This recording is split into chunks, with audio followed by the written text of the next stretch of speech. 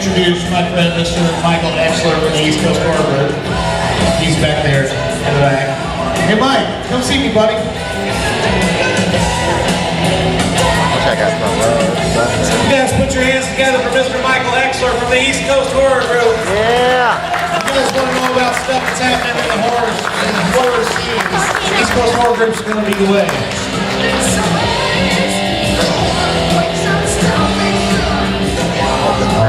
Hey Mike, I'm going to let you take this microphone. You can introduce everybody else. Take it away. Thank you, sir. Welcome everybody to Days of the Dead Indianapolis. Thank you for taking your time to come and check us out. So we're going to get started with this Friday the 13th panel. So let's start out with Mr. Steve Dash.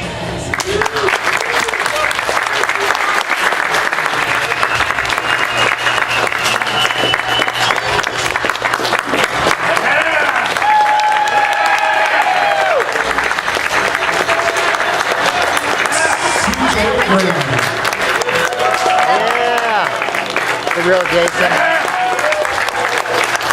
I guess we have to bring up Mr. Kane hodder.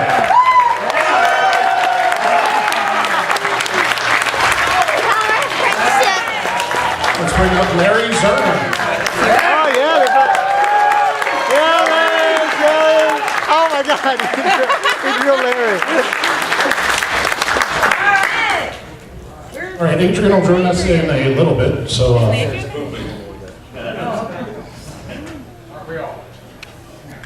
Test.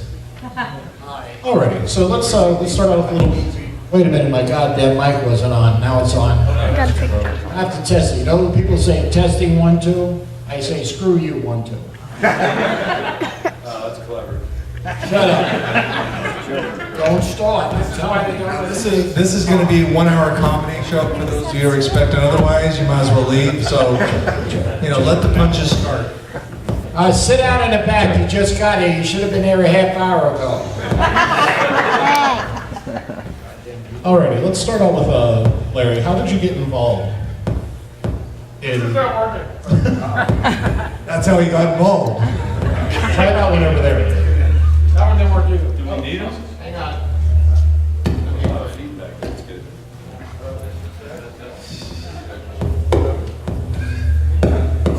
It's you. I'm not giving him mine. Larry will be back at 8 o'clock. The light goes on and goes off. Yes, that's good. We can hear you without it. Okay, In the front we can. Oh, and we have. Yeah.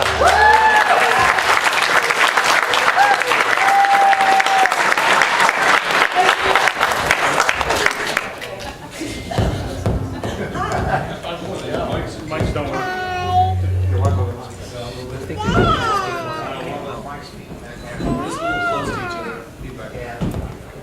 All right, so right now let's just go to everybody project. You guys can do that. Okay. So let's go down the line. Let's start with Adrian. How did you get involved in Friday the 13th? That can take a long time. I will project. Well, geez. How did I get involved? Well, the first one was very different from the following sequels. First one was an independent film. And there was an open call in a backstage in New York. And I and every other actor and actress between the ages of like 15 and 25 showed up at what they call cattle calls, really. I did not have a theatrical agent at the time. I had a commercial agent because most of the stuff I had done up to that point was TV, soaps, commercials, you name it. Extras, dancing, Saturday Night Fever dancer, hair dancer. And so I just showed up with everybody else, number like 1,300 and something, I'm sure. And I had the right look. So I got a call back because they were looking for everyday people, and they wanted a real someone that you could identify with. And if you look at the characters in the first one, you'll see, you got the pretty girl, you got the smart girl, you got Alice, who we're not quite sure, she's a little artistic. And the guys, the same thing, you know, you got your gorgeous Kevin Bacon and your funny guy. And it took the summer of '79 to whittle it down to what you saw, the final group of camp counselors. And so I was chosen first, but they didn't know what character I was going to play. So I had to read all the different lines. And then they matched me up with different people to see who would be my love interest, so to speak. And so I got to read with Kevin and a couple of other wonderful young men. And then they had it down to a group of maybe 5 girls to play Alice, and we screen tested. And I think I remember very well when Sean Cunningham called me up and he said, "Well, you're my Alice." And I just was so thrilled, and he said, "Yep, you got the best dance scream I've ever heard." And we started filming the day after Labor Day, the summer of 1979. So my process was very, very different than any of the sequels because they really had no money. They actually, to begin with, they didn't even know if they had a title. They threw the title up in Variety. Friday the 13th coming May 1980, and no one called them or sued them, so they knew they had something. And that's really how I became involved.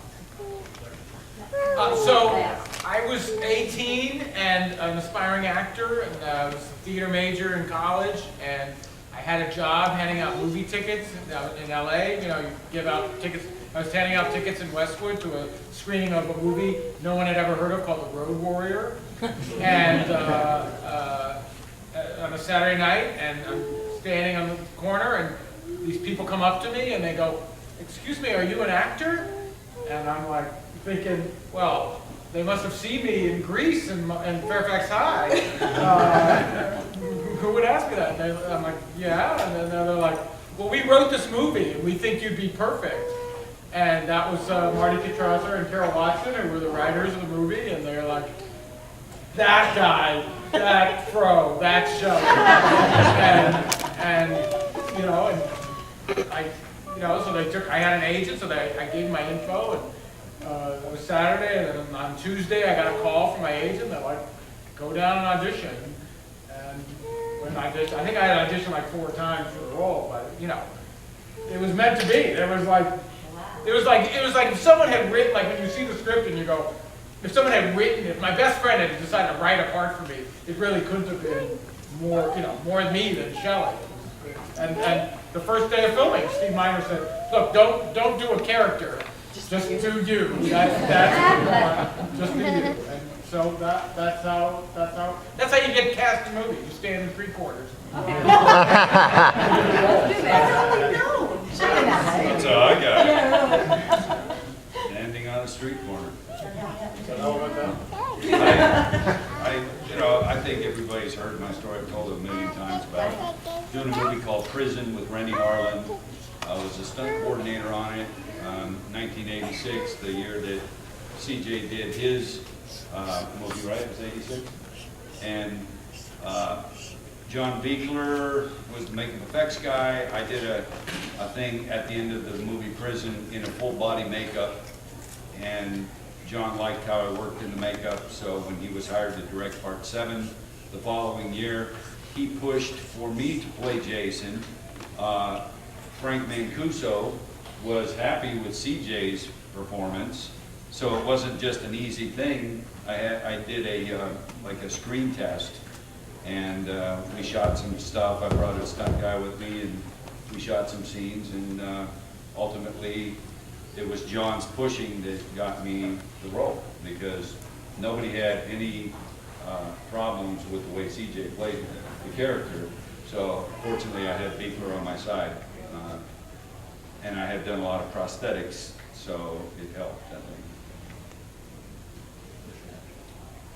You got about 20 minutes? Good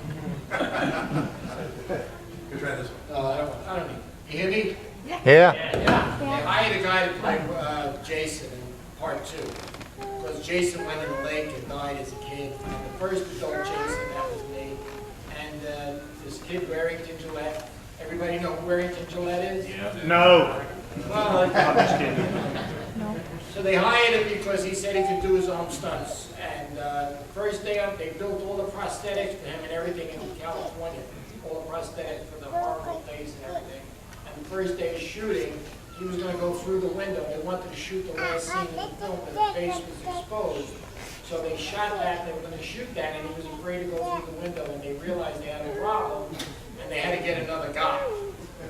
So, a fellow by the name of Cliff Cudney, who was the stunt coordinator, and I was in the Professional Stunters Association, and he said, I got a guy that'll fit the outfit, because they already filmed people running through the woods with the outfit on the walls and all that stuff. He said, I got a guy that can do it. He called me up, and he said, Steve, I'm doing this job up in Connecticut. It's a movie, it's called Jason. I need you to play this character, because the guy that's going to play it, he can't do his own stunts. I said, really? And I was only in the business about a year and a half. I said, what's the name of the movie? He said, Jason. That was the working title. I said, really? And I'm going to be Jason? He said, yeah. I said, holy shit, I got to leave, go to the movie. So I got very excited. And I got in the car, and I was in New York. I had to drive up to Connecticut. It was about a 4-hour drive up to Kane, Connecticut. And I get up there, and he says, come on, and we'll meet the director, Steve Miner, and the producer, Dennis Murphy. And they just want to look at you, make sure you fit the outfit. And I said, okay. So we go into there, and Steve Miner is at the desk, and Dennis, and they're looking at me, and they look at each other, and they said, he'll do it, he looks all right. But Dennis says, you think so? So Steve says, yeah, he's all right. I'm standing there with Cliff. So he says, you know what?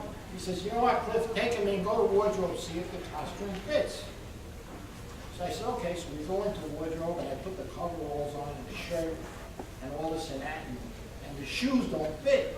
Because they shot the shoes, and they didn't fit. I said, Cliff, the shoes don't fit. He said, if the shoes don't fit, you're not going to get the job, because the shoes got to fit. They shot it. So I squeezed my feet into the shoes. And we go back in, and they look at me, and they said, wow, that's good. They said, get the bag. What, stunt bag? You already have it. I said, what bag? What bag? They said, well, you got a bag over you. I said, I got a bag over my head? They said, yeah, with one eye. I said, one eye? They said, yeah. I said, what's? They said, well, what happened is this guy's killing all these kids that are having sex. And then at the end of the movie, when they kill you, they take the bag off and they just grotesque face. I says, oh, okay, all right. I says, okay, that works. They says, you okay with it? I said, yeah. I said, give me a script. He said, you don't need a script. I said, why not? He says, you got no lines. I said, I got no lines. He says, no, you got no lines. So I'm killing kids, I got a bag over my head, I got the lead role in the movie, and I got no lines. He says, can you do the stunts? I said, I can do them. He says, you got the job. So mine's not quite as interested as that, but I truly, again, second choice, to be fair to the original Jason that picked up part 6. I was running a nightclub. There was a screen very similar to the one behind us. There was a hypnotist show on stage, and they decided to do some production for the hypnotist to make a promo tape. And they wanted to put a Jason in the hypnotist show. So they said, well, let's use CJ. He's the general manager of the club. Look at the size of him. It happened to be Real Effects, was the name of the company, who had shot part 4. And so the guys at Real Effects had the wardrobe from part 4. They put me in it, obviously I fit it, and came through the screen, and they kept saying, we're going to cast you for Jason. I mean, you've got this presence, this persona that we're interested in. And not even being in the industry this much, thought, yeah, whatever. However, a couple months later, I get this call to go down to Real Effects, meet with Michael Nomad, stunt coordinator, and then they take me across the street and meet with Frank Mancuso Jr. at Paramount Studios. And I'm like, wow. And then all of a sudden, Tom McLaughlin is engaged, the director-writer. And then it's down to me and another gentleman, and actually he got the part, to be fair. And they took him down to Covington, Georgia, and the first dailies that came back, the representation wasn't quite present, is what they were looking for. So I get a call on Friday, I go meet with Frank Mancuso again, and Saturday I get a phone call, and Monday or Tuesday morning I'm down in Covington, Georgia, in the wardrobe, And to be fair, what I understand is the gentleman that did it prior to her, there's one scene where he got paintball being shot in the chest, is the other gentleman, and he went on to be very, very successful, not only as a director, if I recall, but a stunt coordinator and a few other things. So it worked out well for me, and it worked out well for him. And like Kane said, going into the Part 7 series, I had an opportunity. However, I always have said Kane has been a great ambassador as the Jason. I knew that was coming. I told you like comedy, right? But he hasn't been a great ambassador because he did 4 of them. And the guy is out there every week. Yeah, you did. 4 movies. See how this goes? Fight it out. Adrian, how many clips you been in? See what I'm saying? Countless. So I look at it from going back, and today, didn't have a 30 years, bagel yet. see how this see how 30 years later, this guy is out there working it every weekend, and you the fans have accepted it and embraced it, and it's now an iconic worldwide Jason Friday the 13th. The hockey mask has taken over, they don't wear bags anymore. You know, they don't drive Model Ts either, but anyway.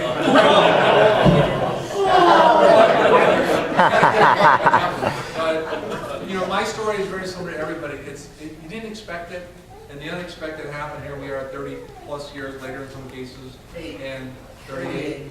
And it's a beautiful deal. I mean, thank you so much for your loyalty and contribution to us.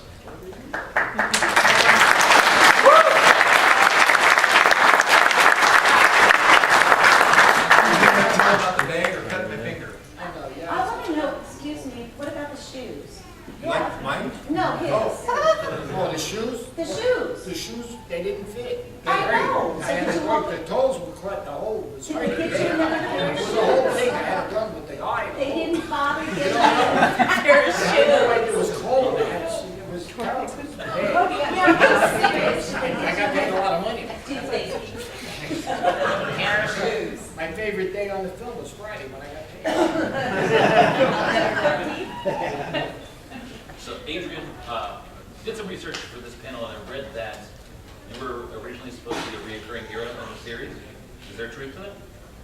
Okay, this gets complicated because it was during a time when the first one came out and it was a humongous hit, as everyone now knows. But while we were filming it, you know, we ran out of money, we didn't have any stunt people, we did our own stunts.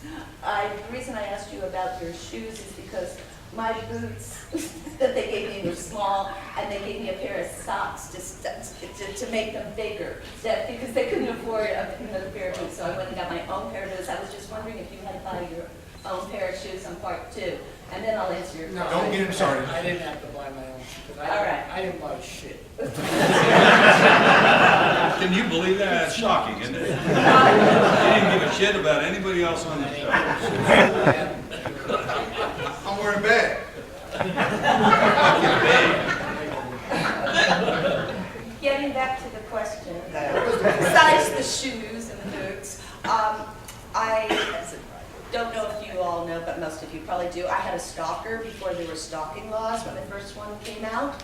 And people back in the day, the authorities kind of figured that a woman who did horror films kind of deserved it. And that truly was the thinking back then. And so I was kind of on my own to fend for myself. I did not have an entourage because people didn't have cell phones, no entourage, no video cameras. Just think about it. It was such a different world. And I was told by my agents just to be really quiet about it because this is something you don't want to get out there. So meanwhile, I had a manager who was a commercial agent assistant who decided on me he was going to become a manager and I would be his client because I was huge, and the last thing in the world he wanted anyone on Friday the 13th to know was that I was in peril, basically. And it was a serious situation where I'd get Polaroids from the day before and the night before of what I'd been doing under my door, and the cops said, the authorities would say, well, you know what, what do you expect? You were Friday the 13th. When you're attacked or something, then come back to us. So this went on and on and off and on. So when I met with Steve Miner, I don't know what was really going down. I met with Steve and Denise, and everything that was so wonderful on the first film for me was right now spinning out of control, because I was the only one that really knew what was happening in my world, and I was starting to really kind of mentally, I was challenged by it, let's just say. And the only therapy I had was my art at the time, because my mother's reaction was, go see a priest. I mean, seriously, it was 1980 was so different when I came back to it. We've come so far, I think. But anyway, as I recall it being told to me, it was going Alice, because I honestly, I would do anything for Friday the 13th, for Sean, for Steve. They were what put me on the map.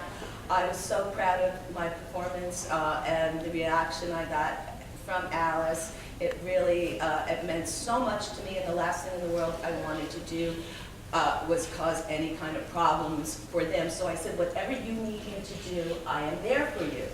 And I never got a script. This is the truth. I never had a script for part 2, because I save everything. Yes, people know. You come and you'll see I have the jewelry and the photos and everything from part 1. Nothing from part 2.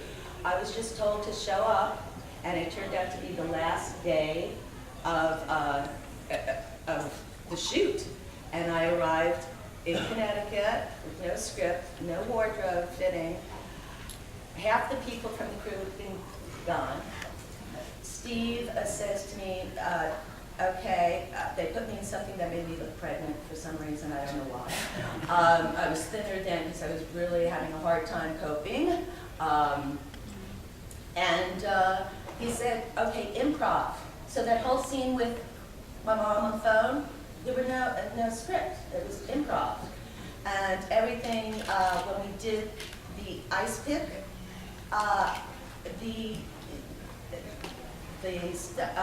guy who does that. Special effects. Special effects. Oh. Thanks. He left, so there was just some guy who was going to do it.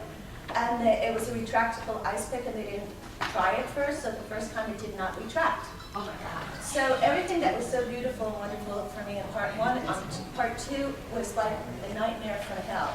So I honestly don't know what happened, but I can only surmise that somewhere between my leaving it up to a new manager, things got quite askew. And people weren't happy with me, and it wasn't me because I was there for them, but I can only imagine that there was a lot of people that for some reason didn't think that they had to be nice to me on part 2, and I don't know why that is, but it was when I had the meeting with Denise and Steve, it was supposed to be open-ended because obviously Jason was going to become the star. Sean said, you know, I thought that was a terrible idea. He said, I don't think that, and he's the first one to admit he was obviously wrong about that.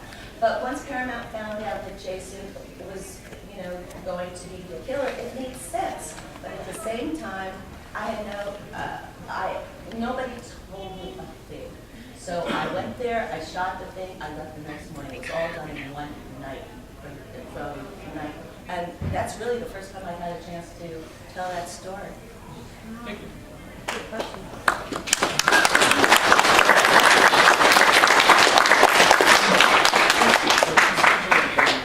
You both had to film underwater, sort of in transition from scenes. Tell a little of some of the challenges that you guys had with filming underwater, and we'll get to your 13 scenes. They're around. Go ahead, jump over the story. You're fine. You're fine. Your first. The question is about the water scenes Kane and I both did. You know, mine was shot in Los Angeles in an Olympic-sized swimming pool, so it's all controlled. They did chain me down, very similar to what they did with Kane, to the bottom, standing on the center block. And I had safety divers, I'm sure the team did too, along with being able to hear the camera underwater because it was being shot. So you could hear the camera rolling, but for us, it was shot underwater, regulators, you hold your breath, do as much action as you can, and then when you're ready, you would signal for air, and the divers would come in and pull the mask up and just stick a regulator to shoot at night. And they've dropped black tarp in the pool to make it look dark. The other scene of water is shot in more of like a 5-foot pool, very large, which was a fire scene, which then they started doing all the fire on the outside of the boat, and then gelling my back up to be set up. And then the other scene that's shot in the water is actually done at Tom McLaughlin's mom and dad's pool in the backyard, with the hockey mask being tore up with a propeller blade and a bunch of pig guts and stuff from the local, dairy down the street. And then Tom McLaughlin's job was to promise his parents he would clean the pool. True story. He got 3 different pools, so it was interesting and fun. We did it at night, as we did most of our shooting. So the water was cold, but at the same time, I think the performances, and both of our performances were very strong, gave that powerful outlook with being underwater. Yeah, recently I met a guy at a convention who said that he went down to Mobile, Alabama, Bay Minette, more accurately, where we shot all the exteriors of Part 7, and somebody runs a tour about the locations where we shot Part 7 scenes. They show where the dock was, part of it's still there, where the 2 houses were, because they were only facades. And then he was saying, he said, my favorite part was seeing the lake where you shot the underwater stuff. And I was like, well, not the underwater stuff, the stuff in the water, you mean? And he said, no, the underwater stuff at the beginning of the film, where you're chained down. They showed me where you shot that, and I was like, uh-oh. Because, as CJ said, we shot everything about me being underwater in a dive pool. It was in Alabama. It was the last 2 days of principal photography. So I was already exhausted, and then I had to do 2 full days of being underwater. And because the entire outfit is foam latex, it's very buoyant. So if I couldn't get myself underwater. So they had to pull me underwater and put a cable around my ankle anchored to the bottom of the pool so that I would be upright and basically floating but held underwater. It was about 3 feet underwater for hours at a time, because they would, as CJ said, when you finished a shot, the diver would bring your regulator back, you'd breathe for a while. John Beekler could speak on a microphone outside the pool, and I could hear it perfectly underwater, and he'd tell me what the next shot was. I'd just stay under there breathing on the regulator. Then when it was ready, we'd shoot another scene, and so I was under there for like 4 hours at a time. And the guy was so disappointed that he said, I wonder how much of the rest of the tour was fake. Because if they're saying that was the underwater stuff, well, absolutely not. And so I think a lot of that stuff was maybe manufactured for the sake of the tour. But the underwater stuff was very hard to do, especially after shooting the film for 2 months already. We did 4 weeks in LA interiors, then 4 weeks in Alabama exteriors, and it was just a very hard way to end it. I was really exhausted by the time we finished. Thanks for that. Larry, I wanted to talk to you about filming in 3D. Yeah. And tell us some of the challenges that could have come a long way in 3D in the past 30 years. Yeah, so they filmed in a new process. It had never been done before. It was not the red-blue 3D. It's the Polaroid 3D, which is now commonplace. But back then, there was one other film that had not, a different system, but it's non-Polaroid, which was Coming At You, which had just come out, if you're old enough to remember that movie. And then we shot that. And so they were really making it up as it went along, because they were. So the first day we filmed was the scene at the store, and they had to scrap. They were like, didn't work, and they shut the production down for a week while they figured out what they had to do, and then we came back a week later and redid it. we did it again, and everything took forever. So, you know, most of these films shoot in a month, they shot like 4 weeks, right? So we shot 12 weeks on part 3, because everything, it's just like, we do a shot and it'd be 2 hours to do a new setup, which, if you're a filmmaker, I mean, you know, it was super long, really, really complex, and sometimes like,